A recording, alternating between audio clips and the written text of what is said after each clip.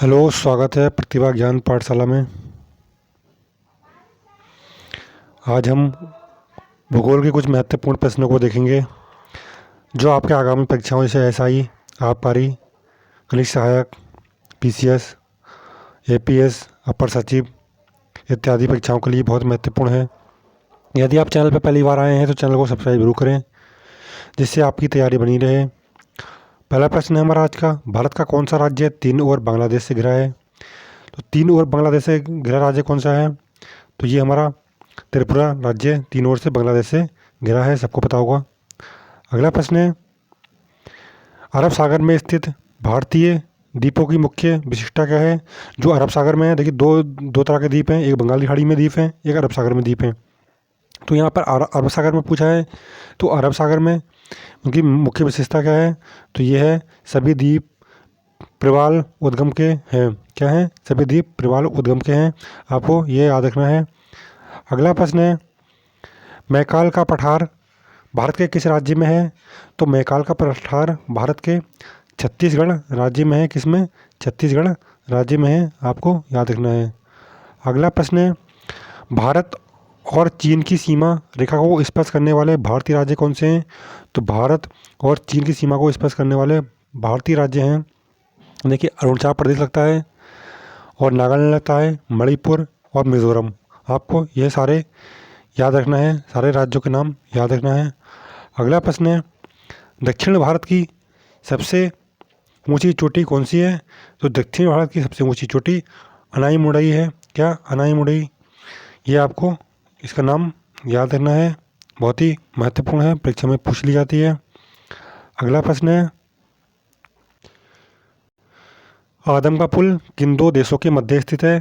तो आदम का पुल भारत और श्रीलंका के मध्य स्थित है, आपको यह भी याद रख के चलना है। अगला प्रश्न है, भारत का कौन सा राज्य सबसे अधिक राज्य की सीमाओं को स्पर्श करता है? तो सबसे अधिक राज्यों की सीमाओं को स्पर्श करने वाला कौन सा है? उत्तर प्रदेश है।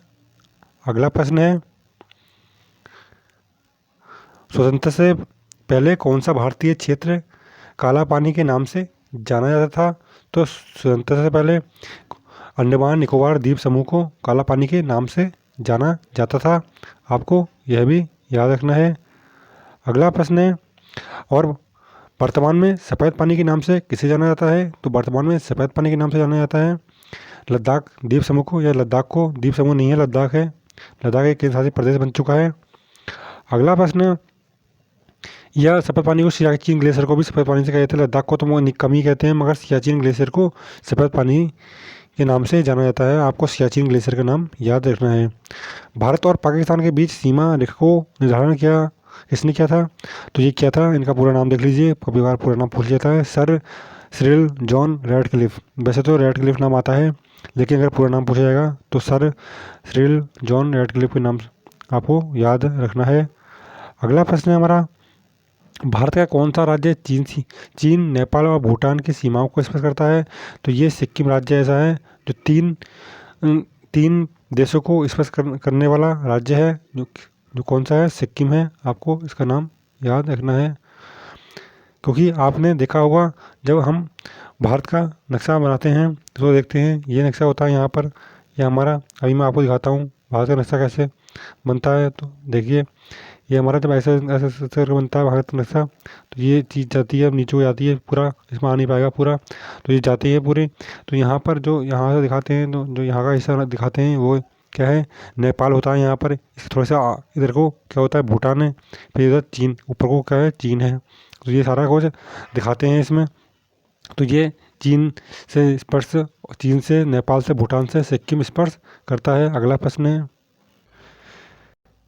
क्षेत्रफल की दृष्टि से भारत के तीन बड़े राज्यों का क्रम क्या है?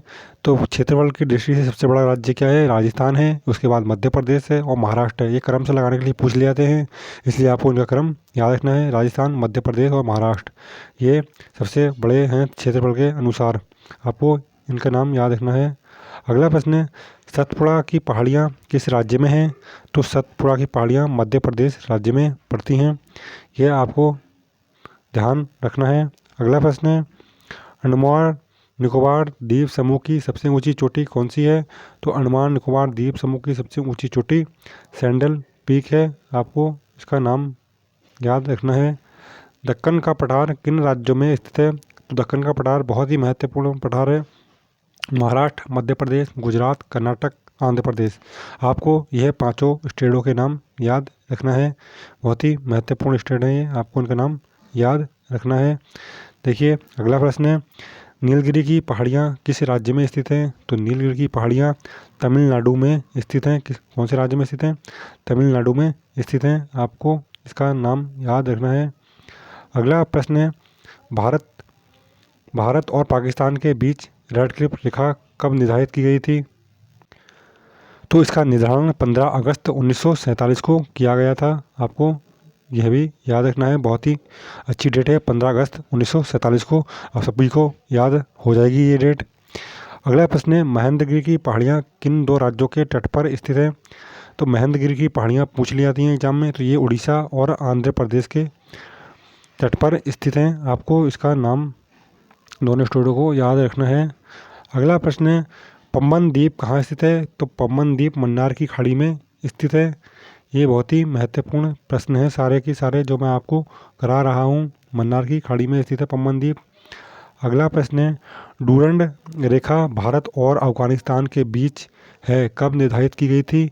तो डूरंड रेखा भारत और अफगानिस्तान के बीच निर्धारित की गई थी, लेकिन अब ये भारत अफगानिस्तान और किसके बीच में है? ये बांग्लादेश के बीच में हो गई है, क्योंकि जब भारत का विभाजन हुआ था तो उसी के बाद में ये बांग्लादेश और अफगानिस्तान के बीच में हो गई है। लेकिन आपको याद क्या रखना है, भारत और अफगानिस्तान अभी फ़िलहाल के ये याद रखना है, 1896 में इसका निर्धारण किया गया था।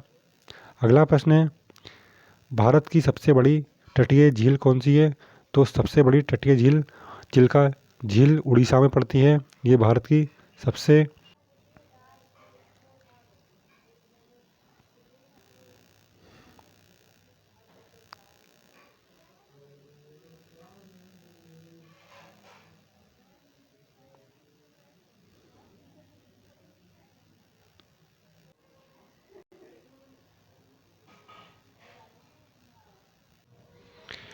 देखिए मीठे पानी की सबसे बड़ी झील कौन सी है? तो बुलर झील है। कहाँ पड़ती है ये बुलर झील पड़ती है जम्मू कश्मीर में। कहाँ? जम्मू कश्मीर में। खारे पानी की सबसे बड़ी झील कौन सी है? तो खारे पानी की सबसे बड़ी झील राजस्थान में पड़ती है, सामर झील है। आपको इसका नाम याद रखना है। अगला प्रश्न है, सबसे बड़ी कृत्रिम झील कौन सी है? तो कृत्रिम झील इंदिरा सागर झील है, जो कहाँ पड़ती है? इंदिरा सागर झील आपको बताना है। इसका उत्तर अगर किसको पता हो, ये आपको याद रखना है, सबसे बड़ी कृत्रिम झील कौन सी है? इंदिरा सागर झील है। अगला प्रश्न है, भारत का सबसे ऊंचा जलप्रपात कौन सा है? तो भारत का सबसे ऊंचा जलप्रपात गरासोप्पा या जोंग जलप्रपात है। कहाँ पड़ता है? कर्नाटक राज्य में पड़ता है। अगला प्रश्न है, गंगा नदी का उद्गम स्थल कौन सा है? तो गंगोत्री उद्गम स्थल है। गंगोत्री कहाँ पड़ता है? उत्तराखंड में गौमुख से गंगा निकलती है, वहीं इसका उद्गम स्थल है। तो आपको इसका नाम याद रखना है।